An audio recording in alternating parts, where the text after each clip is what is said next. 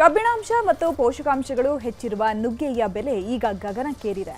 ಬೆಲೆ ಏರಿಕೆಯ ಬರೆಯಿಂದ ಬೇಸತ್ತ ಸಿಟಿ ಮಂದಿ ದುಬಾರಿ ನುಗ್ಗೆ ನೋಡಿ ಹುಬ್ಬೇರಿಸುತ್ತಿದ್ದಾರೆ. ಚಿಕನ್ಗಿಂತ ಕಾಸ್ಟ್ಲಿ ಆಗಿರುವ ನುಗ್ಗೆಕಾಯಿ ಬೆಲೆ ಕೆಜಿಗೆ ಎಷ್ಟು ಗೊತ್ತಾ? ಖರೀದಿ ಮಾಡೋಕೆ ಜನ ಹಿಂದೇಟು ಹಾಕ್ತಾ ಇರೋದು ಯಾಕೆ? ಇಲ್ಲಿದೆ ನೋಡಿ ಆ ಕುರಿತ ಡೀಟೇಲ್ಸ್. ಚಿಕನ್ಗಿಂತ ದುಬಾರಿ ಆಯ್ತು ನುಗ್ಗೆಕಾಯಿ ದರ. 600 ರೂಪಾಯಿ ಗಡಿ ದಾಟಿದ ನುಗ್ಗೆಕಾಯಿ. ಕಾಯಿ ನುಗ್ಗೆಕಾಯಿ ಅಂದ್ರೆ ಯಾರಿಗ್ ತಾನೇ ಇಷ್ಟವಿಲ್ಲ. ಆದರೆ ಬೆಲೆ ಕೇಳಿದ್ರೆ ಒಂದು ಕ್ಷಣ ಶಾಕ್ ಆಗೋದು ಪಕ್ಕ. ಜನಸಾಮಾನ್ಯರು ನುಗ್ಗೆಕಾಯಿ ಖರೀದಿ ಮಾಡೋದೇ ಕಷ್ಟ ಆಗಿದೆ.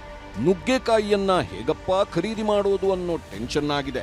ನುಗ್ಗೆಕಾಯಿ ತಗೊಂಡಿದ್ದೀನಿ,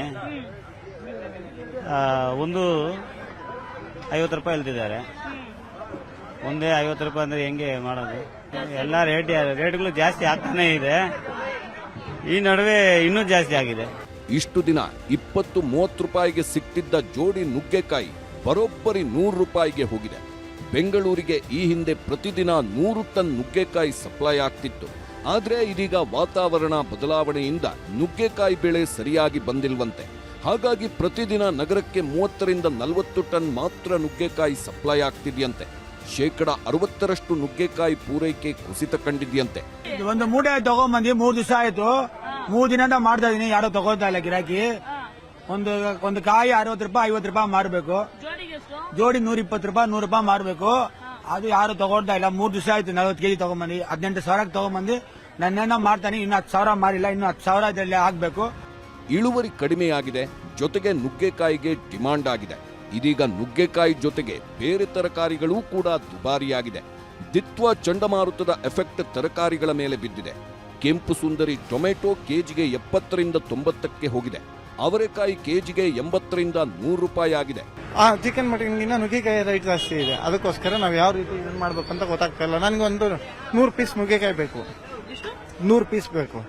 100 ಪೀಸ್ ಅವ್ರು ಹೇಳೋ ಲೆಕ್ಕಾಚಾರಕ್ಕೆ ನೋಡಿದ್ರೆ ತುಂಬಾ ರೇಟ್ ಜಾಸ್ತಿ ಇದೆ. ಒಟ್ನಲ್ಲಿ ತಮಿಳುನಾಡಿನಿಂದ ನುಗ್ಗೆಕಾಯಿ ಸಪ್ಲೈ ಸಿಲಿಕಾನ್ ಸಿಟಿಗೆ ಬರುವವರೆಗೂ ದರದಲ್ಲಿ ಕಡಿಮೆಯಾಗೋ ಲಕ್ಷಣ ಕಾಣುತ್ತಿಲ್ಲ. ಹೀಗಾಗಿ ಜನಸಾಮಾನ್ಯರ ಜೇಬು ಸುಡುವುದರಲ್ಲಿ ಎರಡು ಮಾತಿಲ್ಲ. ಬೆಲೆ ಏರಿಕೆಯ ಬರೆಯಿಂದ ಬೇಸತ್ತು ಹೋಗಿರುವಂತಹ ಸಿಲಿಕಾನ್ ಸಿಟಿ ಜನ ದರ ಕಡಿಮೆ ಆದ್ರೆ ಸಾಕಪ್ಪ ಅಂತ ಬೇಡಿಕೊಳ್ತಾ ಇದ್ದಾರೆ. ಇನ್ನೊಂದು ಕಡೆ ವ್ಯಾಪಾರಸ್ಥರು ಜನ ಮಾರ್ಕೆಟ್ಗೆ ಬಂದು ಚೌಕಾಸಿ ಮಾಡದೆ ವ್ಯಾಪಾರವನ್ನ ಮಾಡ್ಕೊಂಡು ಹೋದ್ರೆ ಸಾಕಪ್ಪ ಅಂತ ಬೇಡಿಕೊಳ್ತಾ ಇರುವಂತಹ ಚಿತ್ರಣ ಕೆಆರ್ ಮಾರ್ಕೆಟ್ ನಲ್ಲಿ ಕಂಡು ಬಂತು. ಕ್ಯಾಮರಾಮನ್ ಯೋಗೇಶ್ವರ್ ಜೊತೆ ಪ್ರಗತಿ ಶೆಟ್ಟಿ, ನ್ಯೂಸ್ 18 ಬೆಂಗಳೂರು. ರಾಜ್ಯ ಸರ್ಕಾರದ ಖಾತಾ ವರ್ಗಾವಣೆ ಪ್ರಕ್ರಿಯೆಗೆ ಬೆಂಗಳೂರು ಮಂದಿ ನೀರಸ ಪ್ರತಿಕ್ರಿಯೆಯನ್ನು ತೋರಿಸಿದ್ದಾರೆ. ಬಿ ಖಾತಾದಿಂದ ಎ ಖಾತಾ ಪಡೆಯುವುದಕ್ಕೆ ಅವಕಾಶ ನೀಡಿದರೂ ಬೆಂಗಳೂರು ಮಂದಿ ಎ ಖಾತಾ ಪಡೆಯಲು ಹಿಂದೇಟು ಹಾಕ್ತಿದ್ದಾರೆ.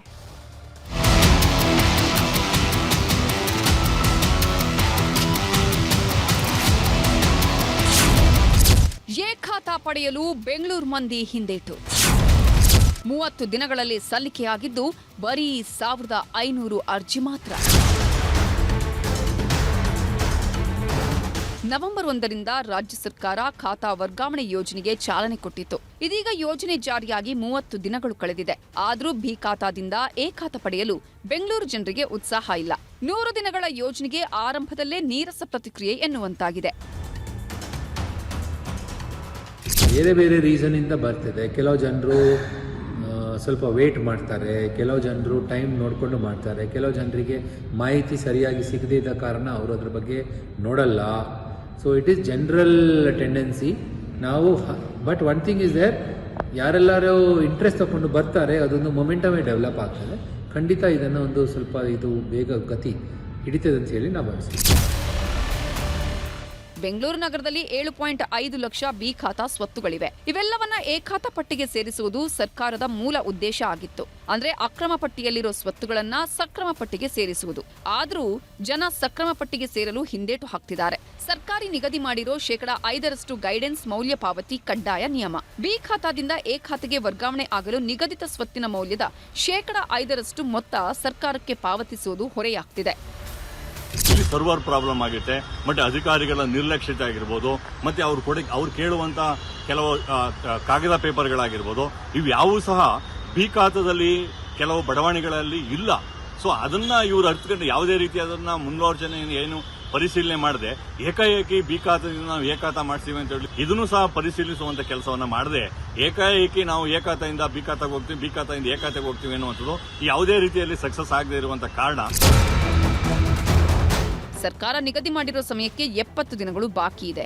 ಈ ಅವಧಿಯಲ್ಲಿ 7,48,500 ಸ್ವತ್ತುಗಳ ಮಾಲೀಕರು ಬಿ ಖಾತಾದಿಂದ ಎ ಖಾತೆಗೆ ವರ್ಗಾವಣೆ ಆಗಬೇಕಿದೆ. ಈ ಮೂಲಕ ಸರ್ಕಾರಕ್ಕೆ 4-5 ಸಾವಿರ ಕೋಟಿ ಆದಾಯ ಬರುವ ನಿರೀಕ್ಷೆಯೂ ಇದೆ. ಆದ್ರೆ ಜನ ಮಾತ್ರ ಆಸಕ್ತಿ ತೋರ್ತಿಲ್ಲ ಅನ್ನೋದು ಮಾತ್ರ ಸತ್ಯ.